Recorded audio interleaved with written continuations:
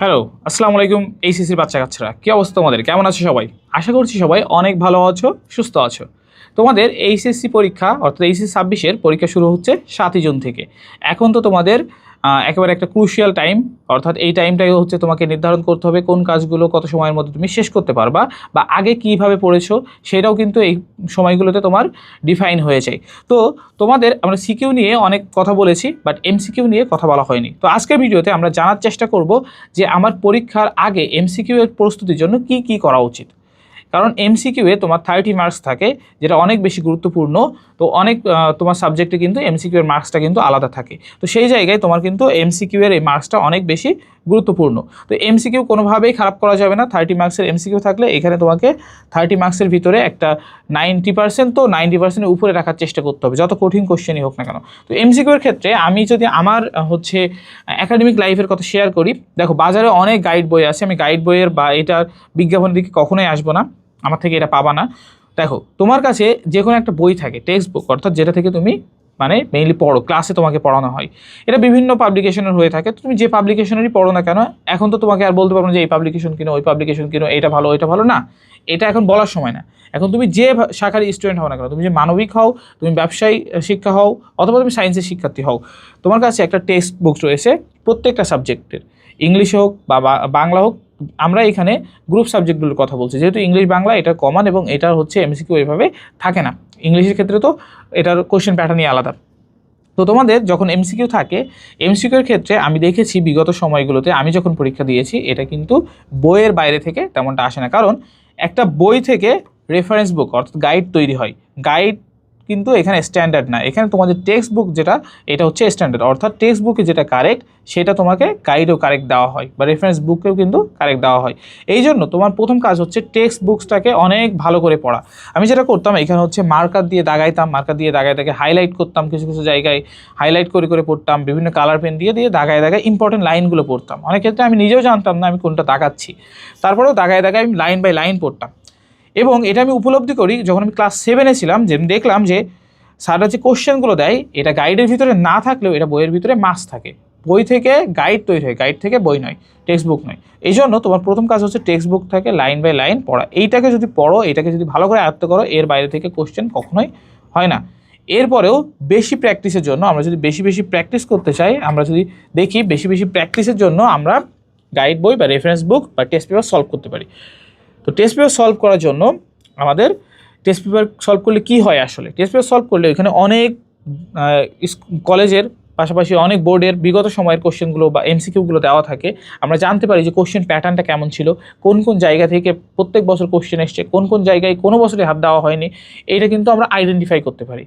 এবং আমরা যখন টপিক ওয়াইজ এভাবে আইডেন্টিফাই করতে পারি, তখন আমাদের মাথার ভিতরে চলে আসে যে এই বছরের কোশ্চেনও কেমন হতে চলেছে, আমরা এটা কিন্তু বুঝতে পারি। এবং দেখবা টিচাররা যে আমরা সাজেশন দিই, এতদের সাজেশন দিই, আমরাও কিন্তু এই পদ্ধতিটাই ফলো করি, যে আমরা দেখেছি যে বিগত বছরগুলো থেকে এই প্যাটার্নে এইভাবে কোশ্চেন দেওয়া হয়েছে, তো এইবারও এই টপিকগুলো ইম্পর্টেন্ট, আমরা এটাই কিন্তু এভাবেই বলি।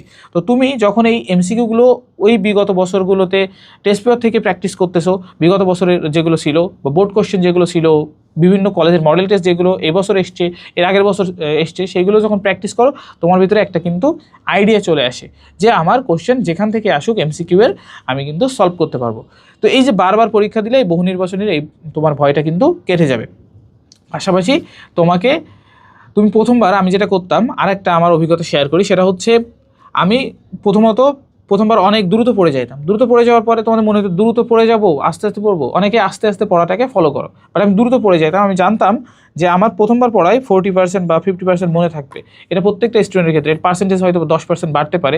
অনেকে হয়তো আস্তে আস্তে পড়ার কারণে তার 70% মনে আসে বা 60% মনে আসে, but most of the time কিন্তু 100% বা 95% এরকম কিন্তু কখনোই মনে থাকে না। এই জন্য তোমার কাজ হচ্ছে তোমাকে বারবার রিভিশনটা দাও এমসিকিউ এর ক্ষেত্রেও, অর্থাৎ এমসিকিউটা দাগায় দাগায় দেখা। প্রথমবার যখন তুমি দাগাবা, প্রথমবারের ক্ষেত্রে আমরা এর আগেও বলেছি যে প্রথমবারের ক্ষেত্রেও যে তুমি যে প্রথমবারে 10টা এমসিকিউ আছে, ধরো 10টা এমসিকিউর ভিতর থেকে তুমি হয়তোবা 5টা হচ্ছে প্রথমবার পড়ার পর জেনে গেছো এবং 5টা জানো না। এবার পড়ার পর হয়তো আরও 3টা, 5টার ভিতর থেকে তুমি 3টা জেনে গেছো, তো 8টা তোমার জানা শেষ, এখন 2টা পড়বা। এভাবে তুমি যদি রিভিশন দিতে থাকো, তাহলে আশা করি তোমার দ্রুত রিভিশন হবে এবং খুব ইফেক্টিভলি রিভিশনটাও হয়ে যাবে। তো এমসিকিউর ক্ষেত্রে এই কয়েকটা জিনিস মনে রাখবা মোটা দাগে, যে আমার বইটাকে অবশ্যই প্রাধান্য দিতে হবে। টেক্সট বুক যেটা থাকে এটাকে কখনোই অ্যাভয়েড করা যাবে না, টেক্সট বুককে কোনোভাবেই অ্যাভয়েড করার দরকার নেই, বা করবাই না, তুমি টেক্সট বুককে অ্যাভয়েড করবাই না।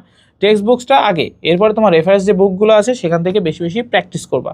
বেশি বেশি প্র্যাকটিসের জন্য ভয়টাকে দূর করা, এমসিকিউ এর যে কনফিউশন থাকে না, যে 4টা অপশন আছে, এই 4টা option A B C D বা ক খ গ, এই 4টা অপশনের ভিতর থেকে দেখা যাচ্ছে বি আর ডি কাছাকাছি, এই কাছাকাছিটা দূর করতে হবে তোমাকে। এক্স্যাক্ট টু দ্য পয়েন্ট যে উত্তরটা হয় সেটা তোমাকে দাগাইতে হবে। এখানে দেখা গেল তুমি ডি দাগাইছো, বি উত্তর, এরকমটাই কনফিউশনের ভিতরে থাকা যাবে না। বা 10টা, তুমিও যে খেলা করে না গুটি চালাচালি, তো এর ভিতর থেকে যে এইটা উঠলে এই উত্তর, এইটা উঠলে ওই উত্তর, এইটা উঠলে গ উত্তর, এটা উঠলে ঘ উত্তর, এই দ্বিধাদ্বন্দ্বের ভিতরে কিন্তু পড়া যাবে না। তো এই কনফিউশনটা দূর করার জন্য হলো বেশি বেশি প্র্যাকটিস করতে হবে। আরেকটা হচ্ছে বেশি বেশি প্র্যাকটিসে আমরা টেস্ট পেপার সলভিংয়ের এখানে বোর্ড কোশ্চেনগুলো দেখতে পারি, এবং আমি যেটা বললাম কলেজের যে মডেল টেস্টগুলো এটাকে দেখতে পারি। এটা দেখার কারণ হচ্ছে আমরা এটার মাধ্যমে জানতে পারবো যে কোশ্চেন প্যাটার্ন কেমন হতে চলেছে, বা বোর্ড কোশ্চেন দেখার মাধ্যমে বিভিন্ন বোর্ডে কীভাবে কোশ্চেন হয়েছিল বিগত সালে, এবং আমার ধরো তুমি যদি যশোর বোর্ডের স্টুডেন্ট হও, যশোর বোর্ডে কীভাবে কোশ্চেন হয়েছিল এবং এবছর কীভাবে আসতে পারে, এটা কিন্তু তুমি ইজিলি ডিফাইন করতে পারবে। তো এই বিষয়গুলোকে একটু খেয়াল করলে মোটামুটি তোমার পরীক্ষায় আর